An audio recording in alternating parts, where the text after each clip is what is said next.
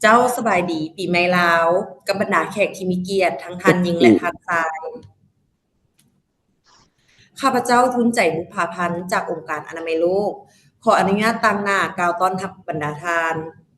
ที่กำลังติดตามรับฟังและรับชมหวังว่าบุญปีใหม่ลาวในอาทิตย์ที่ผ่านมาทุกท่านที่อยู่ใกล้และไกลคงจะได้ร่วมเฉลิมฉลองและลิ้นน้ำกับครอบครัวและกับคนที่ท่านรักยังมีความสุขและกลับบ้านโดยสวัสดิภาพหมดทุกท่านเนาะ เอาล่ะต่อไปข้าพเจ้าในนามพิธีกรขอกล่าวเชิญท่านเข้าร่วมการรับฟังการบรรยายที่จัดขึ้นโดยสมาคมวิเคราะห์การแพทย์ลาวพบกันในมื้อนี้กลุ่มกับวันพุธที่23เมษายนปี2025และแน่นอนตอนนี้ข้าพเจ้าอยู่กับท่านดรพรวิไสวิไลรังสีซึ่งเพิ่นเป็นวิชาการอยู่แผนกการพยาธิกลุ่มควบคุมพยาธิติดต่อกระทรวงสาธารณสุข ซึ่งจะเป็นผู้นำเสนอในมื้อนี้สบายดีท่านดรพรวิไสสบายดี แล้วข้าพเจ้าพรวิไสเป็นที่เฮ็ดเวียกอยู่แผนกการพยาธิกรมควบคุมพยาธิติดต่อเจ้า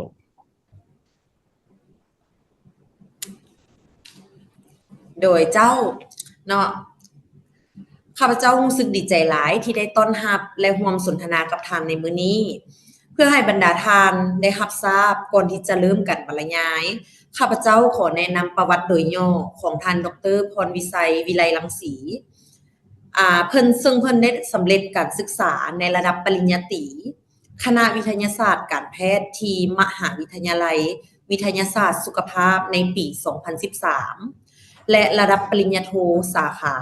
สาธารณสุขศาสตร์ที่มหาวิทยาลัยสิงห์หัวในปี2019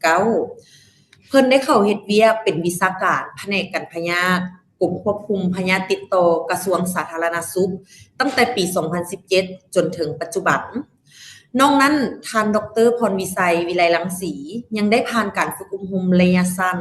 และเข้าร่วมกองประชุมหลายๆครั้งที่เกี่ยวข้องกับการควบคุมการป้องกันพยาธิติดต่อการเสริมสร้างความพร้อมในการรับมือเกี่ยวกับการระบาดของพยาธิและอีกหลายเวียกงานที่ท่านเพิ่นได้เข้าร่วม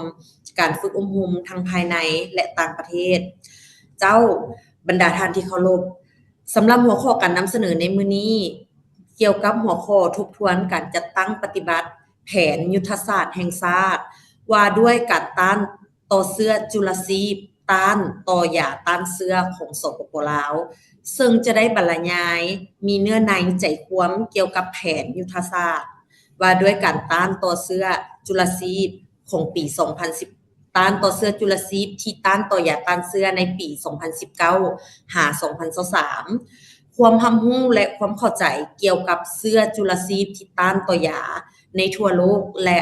ระบบการเฝ้าระวังเชื้อต้านต่อยาต้านเชื้อแห่งชาติในแขนงสาธารณสุขศาสตร์ฉะนั้นขอให้บรรดาท่านติดตามรับฟังเพื่อเป็นข้อมูลในการเรียนรู้เพื่อสร้างความเข้าใจและในตอนท้ายของการบรรยายนี้บรรดาท่านสามารถถามคำถามหรือแลกเปลี่ยนความคิดเห็นได้เจ้าถ้าหากท่านดรพรวิไสวิไลรังสีพร้อมแล้วขอเรียนเชิญท่านเริ่มการนำเสนอได้เลยขอขอบใจเจ้าข้าพเจ้าขออนุญาตรายงานการทบทวนการจัดตั้งปฏิบัติแผนยุทธศาสตร์แห่งชาติว่าด้วยการต้านต่อเชื้อจุลชีพที่ต้านต่อยาต้านเชื้อของสปป.ลาวเฮานี้หรือเฮาเอิ้นกันง่ายๆว่าเวียกงาน AMR คือบรรดาท่านได้รับรู้แล้วว่าแผนยุทธศาสตร์แห่งชาติของเชื้อต้านต่อยาแม่นเฮาได้ถูกรับรองนับแต่ปี2019เป็นต้นมาโดยแม่นการนำจาก2กระทรวงก็คือกระทรวงสาธารณสุขและกระทรวงกสิกรรมและป่าไม้เป็นผู้ลงนามรับรองการนำใช้ยุทธศาสตร์ฉบับนี้ซึ่งแผนยุทธศาสตร์ฉบับนี้ประกอบมี5ยุทธศาสตร์ยุทธศาสตร์ที่1แม่นการยกระดับความรับรู้และความเข้าใจเกี่ยวกับเชื้อจุลชีพที่ต้านต่อยาถือว่ายุทธศาสตร์ตัวนี้แม่นการจัดตั้งปฏิบัติจะแม่นกรมควบคุมพยาธิติดต่อและกรมเลี้ยงสัตว์และการประมงร่วมกันเป็นผู้จัดตั้งปฏิบัติ ยุทธศาสตร์ที่2ก็คือการสร้างความเข้มแข็งให้แก่ระบบการเฝ้าระวังเกี่ยวกับเสือจุลชีพที่ต้านต่อยาอันนี้บรรดากิจกรรมของยุทธศาสตร์ที่2นี่แม่นทางอ่าศูนย์วิเคราะห์ระบาดวิทยาและศูนย์วิจัยพยาธิสัตว์ของกรมประมงหั้นเป็นผู้จัดตั้งปฏิบัติ และยุทธศาสตร์ที่3แม่นการลดพรอัตราการเกิดเป็นพยาธิซึมเสือหรือว่าเรียกงาน IPC ตัวนี้จะแม่นกรมปิ่นปัวและฟื้นฟูนาทีการเป็นผู้จัดตั้งปฏิบัติยุทธศาสตร์ที่4แม่นการเพิ่มประสิทธิภาพในการนำสายยาต้านเสือในแขนงสุขภาพคนและแขนงสุขภาพสัตว์ตัวนี้แม่น กิจกรรมต่างๆจะแม่นกรมอาหารและยาและศูนย์วิจัยพยาธิสัตว์เป็นผู้จัดตั้งปฏิบัติยุทธศาสตร์ตัวสุดท้ายแม่นการปรับปรุงระบบการคุ้มครองการประสานงานและการสนองงบประมาณตัวนี้แม่นกรมควบคุมและกรมเลี้ยงสัตว์เป็นผู้จัดตั้งปฏิบัติ สำหรับระยะการจัดตั้งปฏิบัติแผนยุทธศาสตร์แห่งชาตินี้นับแต่2019แม่นเฮาได้สร้างและก็เผยแพร่แผนยุทธศาสตร์และก็แจกจ่ายแผนยุทธศาสตร์ไปให้บรรดาโรงหมอและบรรดาแพร่งต่างๆสำหรับปี2019ก็เฮาก็ได้เข้าระบบการเฝ้าระวังของโลก ในการซับมิตข้อมูลต่างๆ การเฝ้าระวังเสือตานตัวยาอยู่ในบรรดาประเทศของเฮานี้ ในระหว่าง2021ก็ได้เข้าระบบการรายงานการสุ่มสายยาตานเสือของกรมอาหารและยา และปี2021นั้นเฮาก็ได้จัดกองประชุมทบทวนในระยะกลางภาคของแผนยุทธศาสตร์ก็คือบรรดาท่านรับรู้แล้วว่าเฮาได้จัดตั้งปฏิบัติหรือว่านำใส่มาแต่2019และก็2021หันแม่นในระยะกลางภาคเฮาจะได้มีการประเมินคืนว่าการจัดตั้งปฏิบัติของบรรดากิจกรรมต่างๆที่หายุทธศาสตร์และก็บรรดาผู้ร่วมงานหรือว่าภาคส่วนที่เกี่ยวข้องได้จัดตั้งปฏิบัติมีตัวใดแดที่ได้สำเร็จหรือบ่สำเร็จ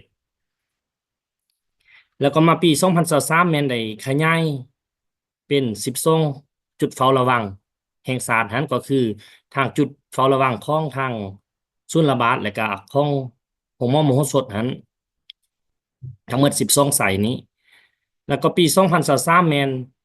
ได้จัดกองประชุมทบทวนระยะถ่ายของแผนยุทธศาสตร์ก็คืออ่าเป็นแผนหรือว่าเป็นกองประชุมทบทวนระยะสุดท้ายที่เฮาได้จัดตั้งปฏิบัติในระยะผ่านมา แล้วก็กองประชุมในปี2024นี้เฮาก็ได้จัดกองประชุมเพื่อปรึกษาหารือเกี่ยวกับยุทธศาสตร์ฉบับหัวใหม่นี้ ซึ่งว่าหัวใหม่นี้แม่นกำลังปรับปรุงครั้งที่1หั้นแม่นเฮาได้ปรับปรุงแล้วในระดับขั้นศูนย์กลาง ซึ่งว่ายุทธศาสตร์เท่านี้มีหายุทธศาสตร์ในระยะผ่านมา แต่ว่าในระดับในระยะใหม่นี้คือ2026 5 2030นี้แม่นเฮาจะเพิ่มเป็น6ยุทธศาสตร์ของเวียกงาน EMR แล้ว2024ก็คือท้ายปี2024หั้นเฮาได้ปรับปรุงคณะรับผิดชอบเฝ้าระวัง คือคณะกรรมการแห่งชาติว่าด้วย AMR นี้ ซึ่งว่าคณะกรรมการดังกล่าวแม่นได้ถูกแต่งตั้งแต่ปี2015เป็นต้นมาก็เฮาก็บ่ได้อัปเดตจักเทื่อแล้วก็ในปี2024นี้เฮาก็ได้อัปเดตแล้วก็เชิญหลายๆภาคส่วนเข้าร่วมบ่ว่าจะเป็นกระทรวงป้องกันความสงบก็คือหมหาเมษากระทรวงป้องกันประเทศก็คือกรมอ่าเสนาฮักแล้วก็หมร้อยซ้ำแล้วก็กระทรวงทรัพยากรธรรมศาสตร์และสิ่งแวดล้อมก็คือกรมสิ่งแวดล้อมหั้นเขาร่วมในคณะกรรมการแล้วก็หลายๆภาคส่วนที่เขาร่วมที่ติดพันแล้วก็ปี2025 เฮาก็ได้ทบทวนคือข้าพเจ้าได้เว้าผ่านมาหันว่าเฮาได้ทบทวนคันศูนย์กลางแล้วและเฮาก็จะมีไปทบทวนคันแขวงก็จะได้จัดตั้งปฏิบัติอาทิตย์หน้านี้ซึ่งจะจัดอยู่วังเวียงก็จะได้เชื้อเชิญจาก8แขวง10แขวงจากภาคเหนือหันเข้าร่วมบ่ว่าจะเป็นสาธาบ่หรือว่าโรงหมอแขวงที่รับผิดชอบที่ติดพันกับแต่ละยุทธศาสตร์หั้น แล้วก็ภายหลังสำเร็จแล้วเราจะไปจัดกองประชุมอยู่ในภาคใต้เพื่อขอคำคิดคำเห็นจากบรรดาทานเพื่อให้แผนยุทธศาสตร์ให้มันได้ฉบับสมบูรณ์ตัวนี้แม่นแบบฟอร์มสอบถามการประเมินความคืบหน้าของเวียกงาน AMR ก็คือทัสนี้แม่นการประเมินเกี่ยวกับยาต้านเสือ ประจำปีของแต่ละประเทศเพื่อติดตามแผนยุทธศาสตร์หรือว่าติดตามความคืบหน้าของแผนยุทธศาสตร์ของแต่ละประเทศซึ่งว่าบรรดาองค์ประกอบของทัสนี้มีหาภาคส่วนหรือว่าเราจะได้ตอบคำถาม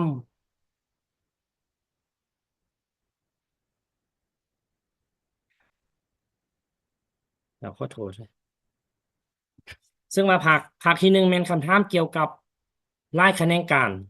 ภาคที่สองแม่นเกี่ยวกับคะแนนสาธารณสุขภาคที่สามแม่นคำถามเกี่ยวกับคะแนนสุขภาพสัตว์ภาคที่สี่แม่นคำถามเกี่ยวกับคะแนนอาหารและกสิกรรมภาคสุดท้ายแม่นคำถามเกี่ยวกับคะแนนสิ่งแวดล้อมเจ้าสำหรับทัสนี้แม่นเพิ่นได้สร้างตั้งแต่ปี2016เป็นต้นมาในการประเมินความคืบหน้า ของการจัดตั้งปฏิบัติแผนยุทธศาสตร์แห่งชาติของแต่ละประเทศนี้ซึ่งว่าโดยมีการส่วนร่วมขององค์การ FAO WOR และก็องค์การอนามัยโลกในระยะผ่านมาคือ2016เป็นต้นมามี3องค์การนี้เข้าร่วมแล้วก็มาปี2022นี้แม่นเพิ่นได้เปลี่ยนชื่อใหม่แล้วก็เพิ่มภาคส่วนที่เกี่ยวข้องเข้ามา คือ FAO ก็จะเบิ่งเวียกงานกสิกรรม WOR ก็สิแม่นเว้าเรื่องเวียกงานเกี่ยวกับคะแนนสุขภาพสัตว์แล้วก็องค์การอนามัยโลกเฮานี้จะเบิ่งเรื่องสุขภาพคนแล้วก็ตัวสุดท้ายแม่น UNEP ก็คือคะแนนสิ่งแวดล้อมที่ติดพันกับการประเมินของเวียกงาน AMR นี้ให้มันได้เข้าแต่ละคะแนนการ แล้วโต้ด้านขวามือที่บรรดาทานเห็นนี่แม่นเครื่องมือการประเมินเราจะเห็นว่าจะมีระดับ A B C D E แล้วก็การสังเกตการณ์หั้นจะมีคำถามหรือว่ามีข้อมูลหรือว่าเราบ่มีข้อมูลต่างๆก็คล้ายๆคือกับการประเมินของ JEE JEE แม่นเพิ่นนับเป็นคะแนน155แต่ของเฮานี่แม่น การประเมินของ AMR นี้เพิ่นใส่ A5 E แต่เพิ่นก็มีคำแนะนำหรือว่าอยากให้แต่ละประเทศหั้นควรจะได้ระดับ C5E ในทุกตัวสีวัดเฮามาเบิ่งนำกันว่าแต่ละเวียกงานและการจัดตั้งปฏิบัติของเฮาหั้นเป็นคือแนวใดในระยะ2023ว่าเรื่อง One Health หรือว่าสุขภาพหนึ่งเดียว เราจะเห็นว่านับแต่ปี2019หา2023การร่วมมือจากหลายคะแนนการเพื่อเป็นสุขภาพหนึ่งเดียวหั้น2019เฮาก็ได้อยู่ในระดับ B มาฮอด2023การประเมินก็ได้ระดับ B คือเก่าแล้วเฮามาเบิ่งโต้2-3ความคืบหน้าและการพัฒนาของแผนยุทธศาสตร์ซึ่งว่า2019แม่นเฮาได้ B เพราะว่าเฮาก็ได้พัฒนาแล้ว2020 2021เฮาก็มีการจัดตั้งปฏิบัติหลายกิจกรรมจะเห็นว่าตัวสีวัดในคะแนนที่จะเพิ่มขึ้น แล้วเรามาเบิ่งตัวคะแนนสุขภาพผลบ่เรื่องตัว3.1คือการฝึกอบรมและให้ความรู้เกี่ยวกับเรื่องงาน EMR ในคะแนนสุขภาพผลเราจะเห็นว่า2019หา2023คะแนนก็ยังอยู่ในระดับ4แต่ว่ามาเบิ่ง3.3ระบบเฝ้าระวัง EMR ของคะแนนสุขภาพคนเฮาหั้นจะเห็นว่าระดับปี2019นี่แม่นอยู่ในระดับ B แล้วหลังจากนั้น2020หา2023ก็อยู่ในระดับ D ที่ว่าขึ้นแล้วก็ต่อเนื่องของระบบการเฝ้าระวังแห่งชาตินี้บ่แม่นว่าจะเป็นระบบเฝ้าระวังของคนและกษัตริย์ก็เช่นเดียวกันอ่าการประเมินเห็นว่าขึ้น แล้วเรามาเบิ่งความรับรู้และความเข้าใจเกี่ยวกับเสือจุลชีพที่ต้านตัวยาในทั่วโลกแล้วก็ลาวของเฮาหั้นซึ่งยุทธศาสตร์ตัวที่1นี้จะประเมินเห็นว่าการส่งข้อมูลหรือว่าการประเมินทัสนี้ของแต่ละประเทศจะมีจำนวนประเทศเข้าร่วม177ประเทศเห็นว่า69ประเทศหรือว่า39%ได้จัดกิจกรรมยกระดับความรับรู้และความเข้าใจเกี่ยวกับเสือจุลชีพที่ต้านต่อยาต้านเสือในทั่วประเทศได้ระดับดี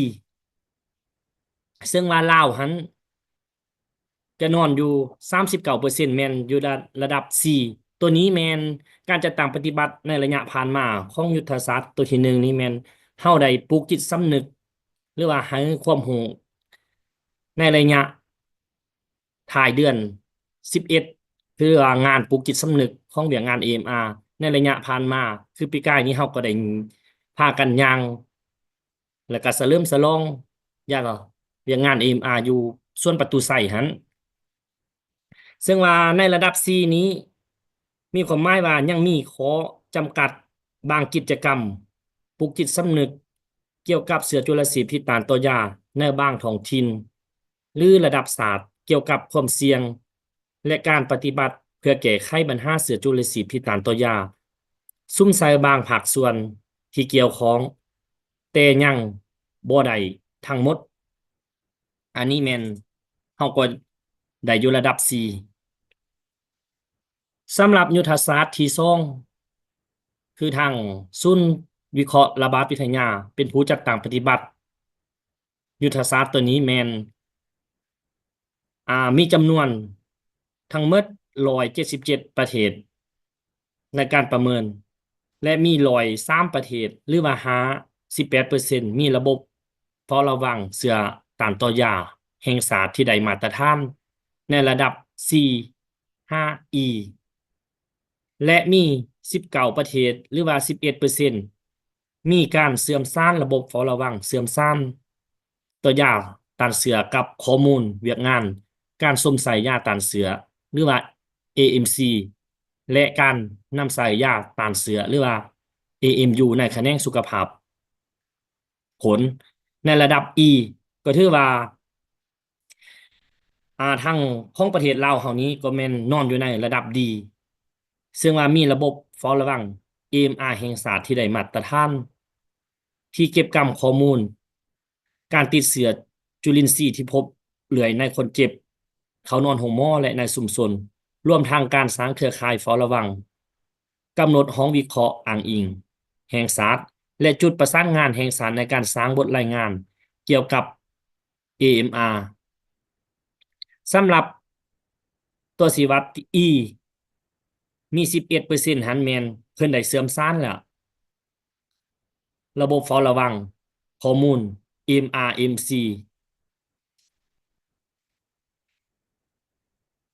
สำหรับยุทธศาสตร์ตัวที่3แม่นการจัดตั้งปฏิบัติแผนงานกันและควบคุมการติดเชื้อแห่งชาติที่ติดพันกับของกรมปีนป่วยและฟื้นฟูหน้าที่การเป็นผู้จัดตั้งปฏิบัติในระยะผ่านมาก็คือเวียกงาน IPC อยู่ในสถานที่บริการสาธารณสุขจะเห็นได้ว่าการลงทะเบียนหรือว่า อ่า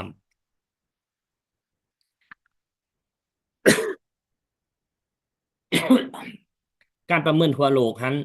มี176ประเทศเห็นว่า68ประเทศหรือว่า38%มีการจัดตั้งปฏิบัติแผนงานการกันและควบคุมการติดเชื้อแห่งชาติทั่วประเทศได้อยู่ในระดับ D5E ซึ่งว่าประเทศลาวเฮาแม่นได้อยู่ระดับ C ซึ่งว่ามีแผนงานแห่งชาติและแผนการจัดตั้งปฏิบัติสำหรับเวียกงานการกันและควบคุมการติดเชื้อ และเราก็มีคู่มือแนะนำการกันและการควบคุมการติดเชื้ออยู่สถานที่บริการสาธารณสุขที่ได้เผยแพร่แล้วซึ่งว่าโรงหมอจำนวนหนึ่งได้จัดตั้งปฏิบัติเวียกงาน IPC ตามคู่มือแนะนำรวมทั้งดำเนินการติดตามกวดกาและแนะนำกับที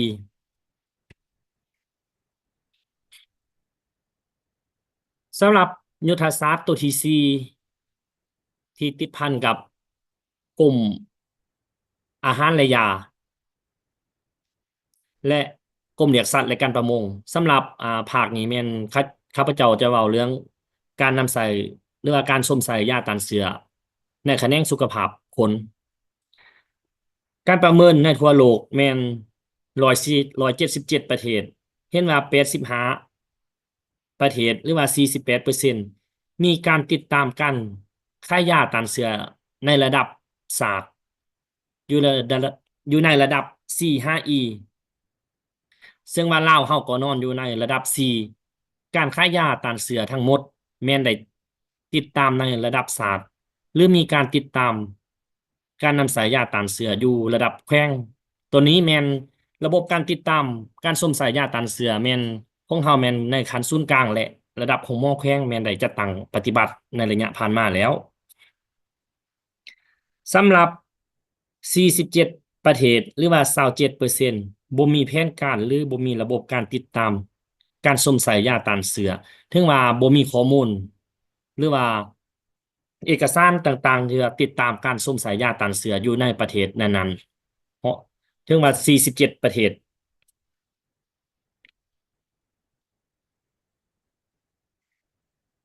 ยุทธศาสตร์ตัวที่4ก็เช่นกันเรื่องการนำสายยาต้านเสือก็คือเวียกงาน AMU ในสไลด์เมื่อกี้แม่นเวียกงาน AMC เนาะการสวมใส่สไลด์ตัวนี้แม่น การนำสายยาต้านเสือหรือว่า AMU อย่างมีประสิทธิภาพในแขนงสุขภาพคนเห็นว่า113ประเทศหรือว่า64%มีคู่มือแห่งชาติสำหรับการนำสายยาต้านเสืออย่างสมเหตุสมผลและมีการจัดตั้งปฏิบัติในสถานที่บริการสาธารณสุขบางบอนซึ่งว่าได้อยู่ในระดับ 4-5E แต่ว่าสำหรับประเทศลาวเฮาแม่นอยู่ในระดับ C มีคู่มือแห่งชาติสำหรับการนำสายยาอย่างสมเหตุสมผลและมีโครงการนำสายยาต้านเสืออย่างสมเหตุสมผลแม่นกำลังถือจักตั้งปฏิบัติสถานที่บริการสาธารณสุขบางแห่งตัวยุทธศาสตร์ตัวสุดท้ายนี่แม่นติดพันกับกรมควบคุมและก็กรมเลี้ยงสัตว์เป็นผู้จัดตั้งปฏิบัติเห็นว่ากลไกการประสานงานแบบหลากหลายแขนงการเกี่ยวกับเรื่องงาน AMR 92ประเทศหรือว่า52%มีกลไกการประสานงานแบบรายภาคส่วนที่ใช้งานใดในระดับ 4-5E แล้วก็มี35ประเทศหรือว่า20%มีการเสื่อมสานกับแขนงการอื่นเพื่อจัดตั้งปฏิบัติแผนยุทธศาสตร์ได้อยู่ระดับ E แล้วก็มี85ประเทศหรือว่า48%กลไกการประสานงานแบบรายภาคส่วนสำหรับ AMR ยังใช้งานบ่ได้ซึ่งว่าประเทศลาวเฮาแม่นนอนอยู่ในระดับ B หมายความว่ามีการจัดตั้งคณะกรรมการหรือรูปแบบการประสานงานแบบรายภาคส่วนเกี่ยวกับเรื่องงาน AMR โดยมีการนำพาจากภาคส่วนของรัฐบาลตัวนี้แม่นการประเมินของ ยุทธศาสตร์ที่5แม่นอยู่ในระดับ B ที่ต่ำที่สุดของยุทธศาสตร์5ตัวที่เฮาประเมินกันมาหั้นดังนั้นเฮาก็มีจุดแข็ง ซึ่งว่าจุดแข็งนี้ประกอบมีโครงสร้างการปกครอง ประกอบมีหลายแขนงการที่เกี่ยวข้องการนำพาเข้มแข็งและมีความมุ่งมั่นต่อกับเวียกงาน AMR แล้วเราก็มีระบบเฝ้าระวัง AMR 12ใส่หั้นมีห้องทดลองแห่งศาสตร์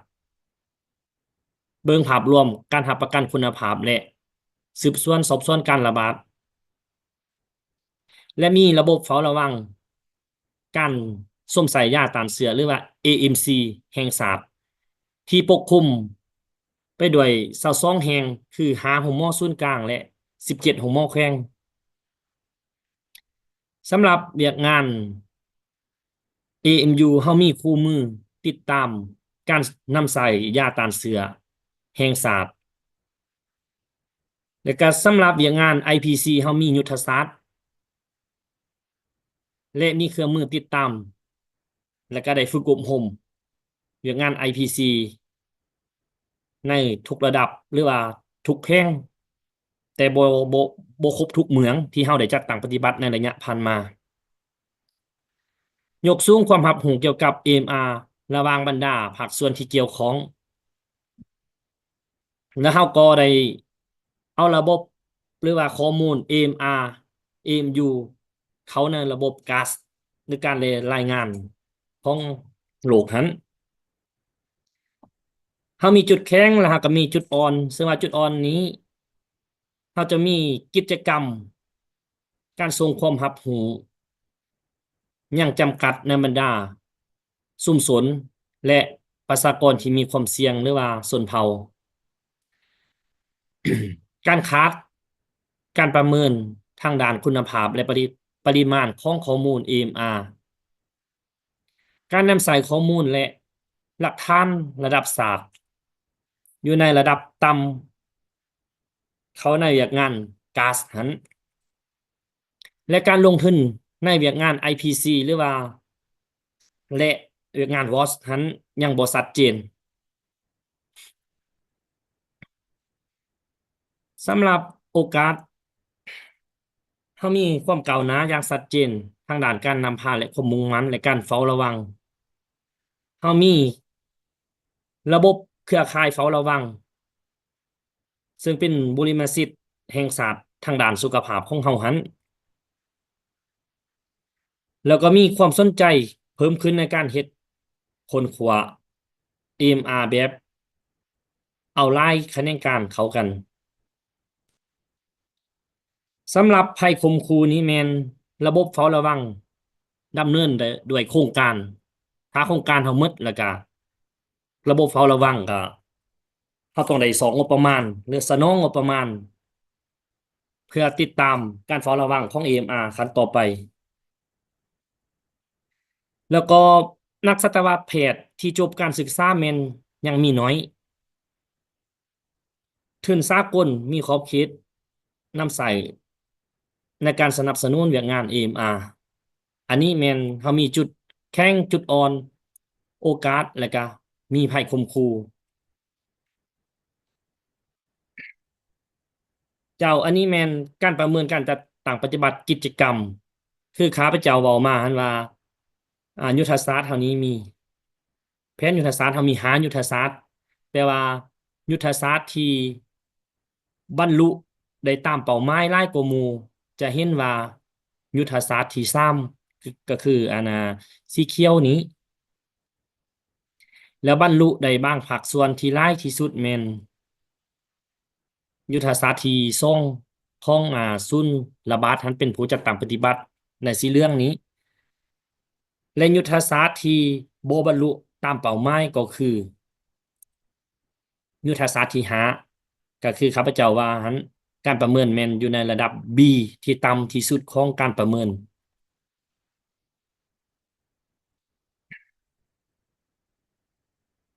อันนี้แม่นข้าพเจ้าก็จะขอรายงานเกี่ยวกับยุทธศาสตร์ฉบับปรับปรุง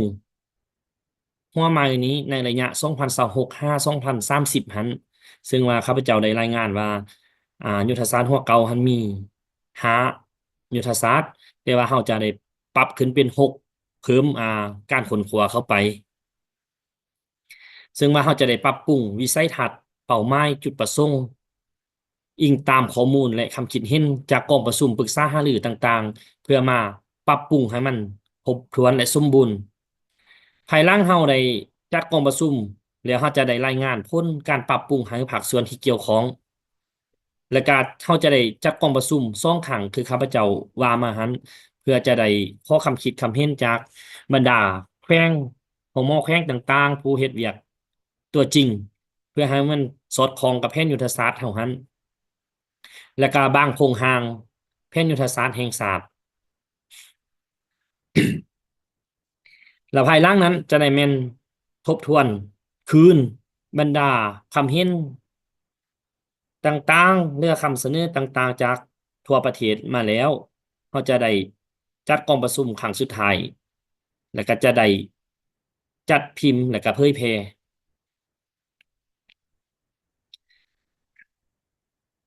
และคงเขตความสำคัญในแผนยุทธศาสตร์นี้แม่นเฮาปรับปรุงยุทธศาสตร์แห่งชาตินี้แม่นให้มันสอดคล้องกับของโลกและก็ภาคพื้นและก็สร้างความเข้มแข็งให้กับระบบการติดตามและสังเกต AMR ที่มีอยู่ให้มีคุณภาพและข้อมูลเป็นตัวแทนพร้อมทั้งส่งเสริมการนำใส่ข้อมูลให้มีประสิทธิภาพสืบต่อพัฒนาความคืบหน้าโดยการร่วมมืออย่างใกล้ชิดกับครูร่วมงานในประเทศและครูร่วมงานเพื่อพัฒนาพร้อมทั้งเสริมสร้างความเข้มแข็งอย่างต่อเนื่องสืบต่อการประสานงานกับองค์การสากลผู้ร่วมพัฒนาสืบต่อขยายเวียกงานด้าน AMR เจ้าการนำเสนอของข้าพเจ้าก็สิ้นสุดถ้าบรรดาทาน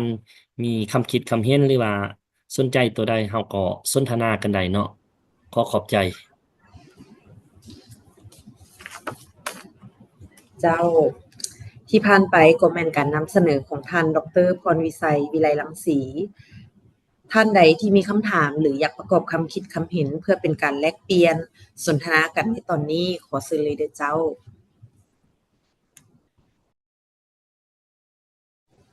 เจ้าสบายดีท่านสนสวรรค์ เจ้าสบายดีอ่าแปลว่าถามได้เลยเนาะโดยสบายดีก่อนอื่นโมก็เรียนทางทีมงานและคณะผู้จัดเว็บมินาขึ้นเนาะแล้วก็เรียนท่านหมอพรมิไซเนาะข้าพเจ้าเองชื่อสอนสวรรค์เนาะจากองค์การอนามัยโลกเนี่ยจะมีคำถามประมาณ3 คำถามเพื่อจะเป็นการสนทนานำเนาะเกี่ยวกับเวทงานยุทธศาสตร์ตัวนี้ตัวทำอิฐเกี่ยวกับยุทธศาสตร์ตัวทำอิฐเนาะที่เว่าถึงเกี่ยวกับการยกสูงความรู้แล้วก็จิตสำนึกของเกี่ยวกับการนำใช้ AMR หรือว่าเวทงาน AMR นี่เนาะเพราะว่าคือเห็นในความเป็นจริงในปัจจุบันนี้เนาะโดยเฉพาะแล้วในทิศทางที่มีการปรับปรุงยุทธศาสตร์ในปีต่อไปเนาะ2026 2030มันเกี่ยวกับขบวนการยกสูงเห็นว่าตัวนี้บ่ฮู้ว่าขบวนการพันขยายโดยเฉพาะแล้วแม่นการปลุกระดมหรือว่าปลุกจิตสำนึกแก่ประชาชนผู้ที่ห่างไกลซอกหลีกแบบนี้เขาจะมีกระบวนการเข้าถึงจังใดหรือมีกระบวนการเฮ็ดจังใดให้เกิดมีการ awareness ในบรรดาบุคคลเหล่านั้นเนาะที่ยากต่อการเข้าถึงสื่อและอีกอย่างต่างๆที่เขาสร้างขึ้นเนาะและตัวที่2เนาะเกี่ยวกับเวียกงานของเกี่ยวกับการเฝ้าระวังโดยยุทธศาสตร์ตัวที่2เพราะว่าข้าพเจ้าเองก็เฮ็ดเวียกกับห้องแลบเนาะก็เลยว่าอยากถามปัจจุบันนี้นะโดยเฉพาะแล้วยุทธศาสตร์ในต่อไปเนาะในอีก5 ปีต่อไปบ่ฮู้ว่าเฮามีแผนการพันขยายหรือยุทธศาสตร์ในการเสริมสร้างความเข้มแข็งของห้องวิเคราะห์หรือห้องแลบในการเฝ้าระวังของ AMR หลายปานใดหรือว่าสิเอาจุดซ้ำเก่าบ่หรือสิมีขบวนการเสริมขยายให้มันได้ทั่วแขวงบ่เนาะโดยเฉพาะแล้วอ่าเสื่อมสารกับเกี่ยวกับการตอบโต้ต่อเหตุการณ์ระบาดสมมุติว่าเนื่องจากว่าห้องวิเคราะห์เป็นผู้บ่งมติในการเฝ้าระวังเนาะเมื่อมีการระบาดเกิดขึ้นแล้วเขามีกระบวนการพันขยายหรือการจะตั้งปฏิบัติจังไดเพื่อตอบโต้ต่อเหตุการณ์ดังกล่าวเนาะแล้วก็จุดประสงค์ตัวที่3เนาะเนื่องจากว่าปัจจุบันนี้เราจะเห็นได้ถึงท่าเอียงของงบประมาณโดยเฉพาะแล้วดอนเนอร์หรือว่าผู้ที่พัฒนา เขาเอิ้นว่า development partner เนาะสิมีท่าเอียงในการลดลงเป็นจำนวนหลายบ่ฮู้ว่าแผนหรือยุทธศาสตร์ในการจัดตั้งปฏิบัติในอนาคต5ปีข้างหน้านี้นะบ่ฮู้ว่ารัฐบาลของเฮาอะมีแผนที่จะมีการลงทุนหรือว่ามีการประกอบส่วนเข้าเกี่ยวกับเวียงงาน AMR MOU และก็ MMC จังซี่จังใดเนาะขอขอบใจเจ้าขอขอบใจท่านดรสอนสวรรค์อ่าคำถามที่ทางทีมงานอนามัยโลกหันได้ถามมาหันเกี่ยวกับยุทธศาสตร์ที่หนึ่งเกี่ยวกับการส่งเสริมความรับรู้เรื่องงาน AMR หันในระยะผ่านมาหันแม่นอ่าเว้าตามความจริงซะอิงใส่งบประมาณในการจัดตั้งปฏิบัติ ซึ่งว่าเวียกงานโฆษณา AMR แม่นเฮาได้เฮ็ดแต่ในขั้นศูนย์กลางงานใหญ่ๆก็งานปลุกจิตสำนึกในกลางเดือน11หั้น ก็คืองานวาวหั้นแม่นเฮาเฮ็ดขั้นศูนย์กลางแล้วก็ร่วมกับกรมเลี้ยงสัตว์การประมงแล้วเฮาก็ได้คือระยะผ่านมาหั้นแม่นได้จัดตั้งปฏิบัติมื้อหนึ่งแล้วก็มื้อที่2ก็แม่นไปจัดตั้งปฏิบัติอยู่คันแขวงก็จะแม่นแต่มีแต่แขวงโลหะบางที่เฮาได้ไปเฮ็ดหั้นก็คือให้ความรู้เกี่ยวกับ AMR อยู่ในโรงเรียนแพทย์หลวงพระบางหั้นแล้วก็โรงเรียนสุภานุวงศ์ก็คืออ่าเขาเจ้าเอิ้นคณะอ่าเกษตรศาสตร์หั้นสำหรับ ความรู้หรือว่าเอกสารการเผยแพร่โปสเตอร์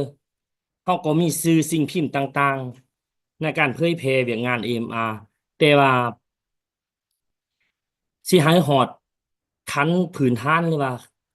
ความรับรู้ของพ่อแม่ประชาชนในการเข้าใจเวียกงาน AMR นี้ก็ยุ่งยากเพื่อว่าย้อนว่าหยังขนาดว่าแพทย์ปิ่นปัวหรือว่าเฮานี่นะไปซื้อยาต้านเสือนี่นะเฮาก็ยังทายยาต้านเสือนี่ก็ยัง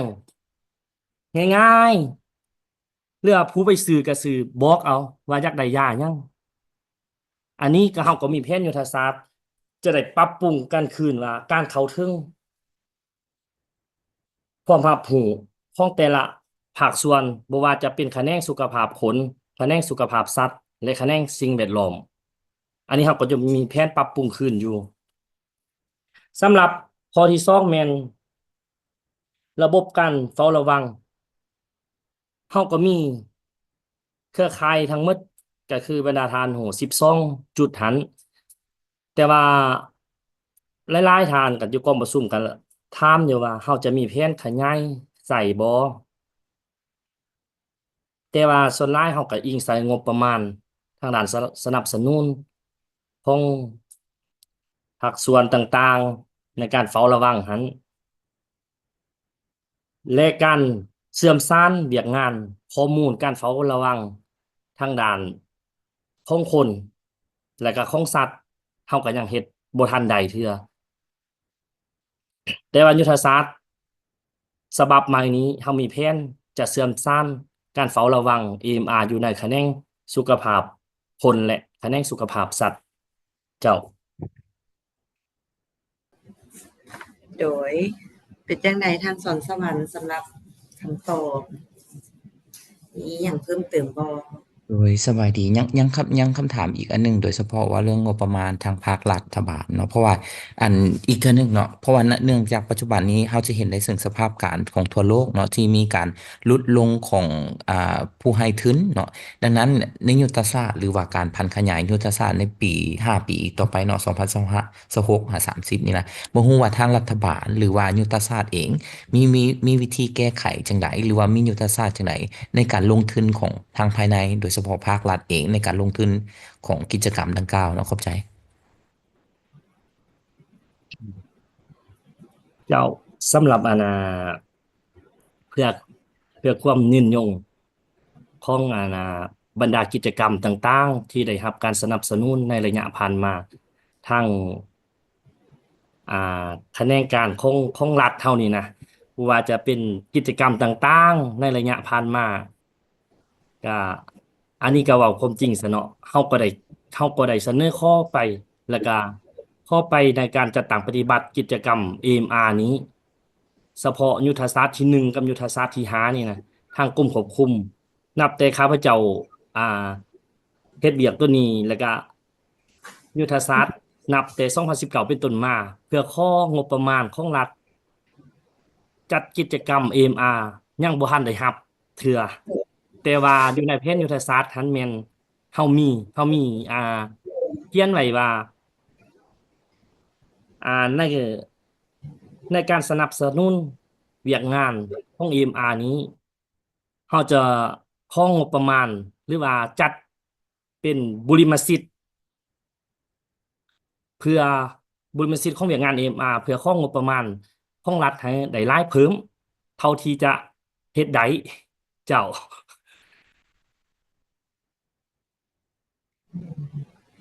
เจ้าขอบใจหลายๆสำหรับคำตอบและก็คำถามเนาะเฮามีอีกคำถามหนึ่งไอ้จอยจากผู้เข้าร่วมรับฟังเนาะทานมาจากท่านนางสิริพรเนาะเพิ่นถามว่าในสไลด์ที่5ในภาคส่วนความคืบหน้าของ AMR ในสปป.ลาว เห็นว่าหลายกว่า 40% ของคะแนนมีลักษณะจึงหมายถึงว่ามันคงที่เนาะเพิ่นสนใจว่าอันใดควรเป็นสิ่งท้าทายและสิ่งที่เราตั้งเป้าไว้ โดยต้องนำใช้แนวทางยุทธศาสตร์อันใดให้บรรลุความท้าทายดังกล่าวเนาะอันนี้คือคำถามที่1และอีกคำถามคือเห็นว่าท่านหมอมีการจะปรับปรุงยุทธศาสตร์ฉบับใหม่จาก5เป็น6ยุทธศาสตร์จึงอยากรู้ว่าอันใดที่เข้าเพิ่มในตัวที่6นี้ในยุทธศาสตร์ที่6โดยมี2คำถามไอ้จอย เจ้าเดี๋ยวอ่าเจ้าอ่าสำหรับสไลด์ตัวนี้นี่คือข้าพเจ้าได้เว้ามาหันว่าการประเมินหันเฮาใส่อ่าตัวชี้วัดหรือว่าเครื่องมือการประเมินหันแม่นA5 E หันก็คือจะแตกต่างในอันการประเมิน GE น้อยหนึงเนาะการประเมิน GE แม่นนำใส่ตัวเลข155 ซึ่งเห็นว่าอ่าบางตู้ที่บ่มีหันแม่นบ่มีอันข้อมูลนี่ก็คือเราจะเห็นว่าตัวจำเม็ดก็คือว่าเราบ่ได้ถามหาข้อมูลตัวใดมีแต่สังเกตการณ์ซื่อๆเบื้องขวามือนะแล้วก็เรามาเบิ่งตัว N นี้นี่ตัว N นี้ก็บ่มีข้อมูลก็มีแต่ตัวสังเกตการณ์แต่เรามาเบิ่งว่าอ่าระดับแม่น มันแตกต่างกันแม่นแต่ละปีหันก็ย้อนว่าการประเมินของแต่ละกิจกรรมที่เราได้จัดตั้งปฏิบัติของหายุทธศาสตร์แม่นได้พัฒนาขึ้นก็เช่นว่าระบบเฝ้าระวังคือ3+3นี้ระบบเฝ้าระวังแห่งชาติของเวียดนาม AMR นี้อยู่2019หันเราเริ่มจัดตั้งปฏิบัติก็แม่นนอนอยู่ในระดับ B แต่ในระยะ2020 2023แม่นก็ได้มีการพัฒนาหลายสิ่งหลายอย่างจึงเฮ็ดให้การประเมินหันอยู่ในระดับดีบ่แน่ใจว่าตอบคำถามมันถูกหรือบ่คือเนาะ โดยแล้วเพราะโตว่าเจ้าแล้วโตโดยคำถามโตสุดท้ายที่เพิ่นว่าเฮามีแผนจะปรับปรุงยุทธศาสตร์หั้นในระยะผ่านมาหั้นแม่นเฮามีหายุทธศาสตร์ตัวนี้1 2 3 4หานี้แล้วเราจะเพิ่มเติมเป็นยุทธศาสตร์ที่6ก็คือการค้นคว้าเกี่ยวกับเวียกงาน AMR บ่ว่าจะเป็นคะแนนสุขภาพคนคะแนนสุขภาพสัตว์ตัวนี้เราจะเพิ่มใส่บ่ว่าจะเป็นเวียกงาน IPC เวียกงานต่างๆที่ติดพันกับเวียกงาน AMR ก็คือการค้นคว้าเราจะใส่เป็นยุทธศาสตร์ตัวสุดท้ายเจ้าเจ้าขอบใจสำหรับการตอบคำถามของท่านดอกเตอรพรวิสัยเนาะ เป็นจั่งใดน้อคำตอบของเพิ่นชัดเจนดีบ่หรือว่ามีหยังเพิ่มเติมสามารถสอบถามเพิ่มเติมได้เด้อ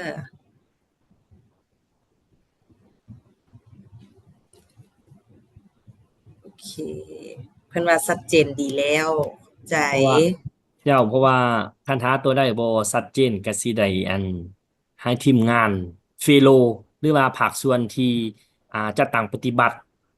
กิจกรรมของภายลาวหั้นเป็นผู้อธิบายก็คือการประเมิน JE คือกันเฮาเวียกงาน EMR มันบ่แม่นแต่แขนงการเดียวเป็นผู้รับผิดชอบมันหลายแขนงการของกระทรวงสาธารณสุขก็คือ4-5กรมข้าพเจ้าเว้ามาหั้น และรวมไปถึงกระทรวงอื่นก็คือกรมเลี้ยงสัตว์และก็ศูนย์วิจัยพยาธิสัตว์ตัวได้ที่ติดพันก็จะได้ช่วยกันตอบและก็สนองข้อมูลให้มันครบถ้วนเจ้าขอบใจเจ้าโดยสบายดีไอ้เกมเปิดไมค์ได้เลยเด้ออ้ายสวัสดีสวัสดีได้ยินเจ้าบ่โดยได้ยินเจ้าก่อนอื่นก็ขอเรียนทางที่ประชุมออนไลน์จากเว็บเบนาแล้วก็อ่าทุกท่านและก่อนอื่นก็ต้องขอขอบใจทางดรพรวิสัยเนาะที่ว่าได้ให้ข้อมูลค่อนข้างละเอียดพอสมควรโดยเฉพาะก็ในเรื่องของยุทธศาสตร์เกี่ยวกับการเฝ้าระวังเชื้อที่ดื้อต่อยาก็คือ EMR แห่งชาติเนาะก็คือมีหลายๆจุดอยู่ในนี้อานาทางนี้ทางนั้นทางนี้อยาก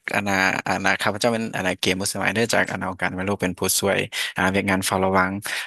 สำหรับอันน่ะหัวข้อดังกล่าวเนาะก็เป็นหัวข้อที่ว่าสำคัญสำหรับเจ้าก็ค่อนข้างสนใจอยู่หน่อยหนึงแล้วก็อยากเข้าใจตื้มอยู่ใน2จุดเนาะหลักๆอยู่ในนี้แต่อาจจะบ่ได้ติดพันกับตัวยุทธศาสตร์เป็นหลักเพราะว่าอยู่ในนี้ยุทธศาสตร์ก็จะค่อนข้างกว้างเนาะจะว่าเป็นกิจกรรมเป็นเบิ่งกว้างๆออกไปแล้วก็เป็นแผนในตอนหน้าเป็นอะไรกิจกรรมมีอย่างแน่ส่วนว่าตัวจุดที่ข้าพเจ้าจะเข้าใจตื้มอยู่นี่จะเป็นในเรื่องของกิจกรรมเป็นหลักเนาะว่า ในระยะผ่านมาโดยเฉพาะก็จะแม่น AMR ว่า AM เพื่อว่าบางคนที่ยังบ่ทันได้เข้าใจเนี่ยแต่ข้าพเจ้าก็ยังบ่ทันได้เข้าใจดีแต่ว่าอยากเข้าใจแจ้งเติมอีกอยู่นะฮะว่ากลไกของ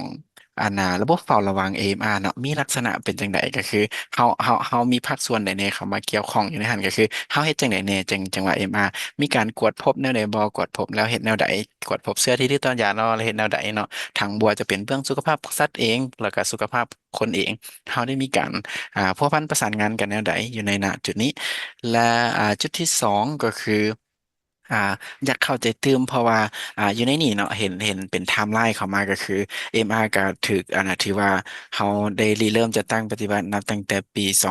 200019เป็นต้นมาจนฮอดปัจจุบันก็ถือว่าใช้เวลาหลายปีซึ่งเขาก็ได้มีการทางสร้างแผนยุทธศาสตร์ทางคู่มือสร้างคำแนะนำอย่างต่างๆก็เลยอยากเข้าใจเติมอยากให้ทางดรพรวิสัยอธิบายเติมในระยะตั้งแต่เขาเริ่มจะตั้งปฏิบัติผ่านมาอันน่ะ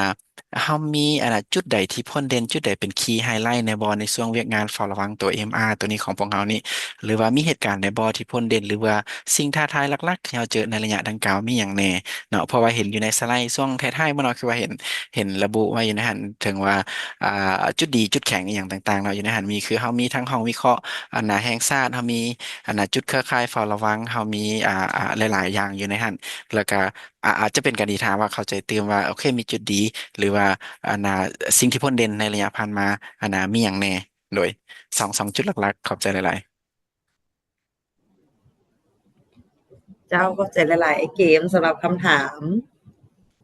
เชิญเลยเด้อไอ้จอยเจ้าอ่าขอบใจเกมสำหรับคำถามแต่ว่าในการจัดตั้งปฏิบัติในระยะผ่านมาอานาตัวลงรายละเอียดย่อยของกิจกรรมหั่นนะอานาเว้าความจริงซะบ่ได้จัดตั้งปฏิบัตินำก็เลยว่าเฮาจะเบิ่งหันแม่นส่วนหลายแม่นกิจกรรมของกรมควบคุมที่ได้จัดตั้งมานี่มียุทธศาสตร์ที่1กับยุทธศาสตร์ที่5แต่ว่ากลไกของทางเฮานี่หันแม่นสำหรับทางมหาภาคเฮาหันแม่นการเก็บกำข้อมูลทางด้านเวียกงาน EMR นี่แม่น นับแต่พันหงมอแขวงขึ้นมาหันแม่น เราก็จะมีระบบการรายงานก็มีคณะกรรมการของ AMR อยู่ในบรรดาแขวงต่างๆที่เป็นไสของเฮาหันแต่ว่าคณะกรรมการหันก็ยังบ่ครบทุกแขวงเทื่อเดี๋ยวนี้นะคือกองประชุมเฝ้าระวังของทางสุรบัตจัดในเดือนผ่านมาหันแม่นข้าพเจ้าก็ถามแล้วว่าในตัวอย่างเขามีกรณีเกิดการระบาดของเวียกงาน AMR ได้หนึ่งถ้าสมมุติเราบ่มีระบบบ่มีคณะกรรมการเฝ้าระวังนี้เราสิเฮ็ดแนวใดก็เลยมีทางทีมงานอาจารย์มาจากฝรั่งหันว่าเพราะว่าเพิ่นได้ติดตามเฟโลทุกทานแล้วก็ให้หัวขอไปเขียนเดี๋ยวนี้ทางกรมปิ่นปัวหันได้เสนอมาแล้วว่าให้นำใส่หรือว่ารูปแบบของคณะกรรมการ AMR อยู่ในแต่ละหัวหม้อให้เป็นลักษณะคล้ายๆกันถึงว่าบ่คือกันก็ยาแต่ว่าภาระบทบาทหน้าที่ให้มันคือกันแต่ว่าสำหรับการรายงานข้อมูลหันแม่นข้าพเจ้าหันสิได้รับแท้ๆแม่นจากทางศุลบาทแล้วก็เบิ่งข้อมูลนำกันแล้วก็ซับมิตไปหาการ์ดชั้นแต่ว่าข้อมูลมาจากพื้นฐานโดยการนำใส่ HUNET ต่างๆที่ซับมิตมาหาศุลบาทนั้นข้าพเจ้าก็บ่ได้รู้รายละเอียดปานใดเจ้า เจ้าขอขอบใจทั้งผู้ถามและก็ผู้ตอบเนาะเป็นจังไดเนาะมีท่านใดอยากแสดงคำคิดเห็นเพิ่มเติมบ่เพราะว่าคำถามนี้ก็เป็นหัวข้อที่น่าสนใจเนาะแต่ว่าเราสามารถเอาไปล้มกันต่อได้ในภาคต่อไปเพราะว่าเรามีการจัดเวบินาร์นี้เดือนละครั้งอย่างน้อยสุดเนาะเราอาจจะได้เอา2หัวข้อนี้ไปสนทนากันตื่มเนาะขอขอบใจหลายเด้อไอ้เกมสำหรับคำถามนำเสนอเวบินาร์ของเราก็มาถึงขั้นตอนสุดท้ายแล้วเพราะในตอนท้ายนี้เนาะข้าพเจ้าขออนุญาตตั้งหน้าทีมงานแสดงความขอบใจท่านดร.พรวิไสวิไลรังสีที่ให้เกียรติมาบรรยายทรงมอบความรู้บทค้นคว้าที่เป็นประโยชน์ในมื้อนี้หลายๆและที่สำคัญขอขอบใจนำทุกๆท่านที่เสียสละเวลาอันมีคุณค่าในการเข้าร่วมการรับฟังเวบินาร์ของพวกเราหวังว่าท่านจะเพลิดเพลินและได้ความรู้ที่น่าสนใจในการเข้าร่วมรับฟังบทบรรยายในครั้งนี้ถ้าท่านใดมีหัวข้อหรือคำถามหรืออยากแบ่งปันบทเรียนที่มีคุณค่ากับทางสมาคมของพวกเรา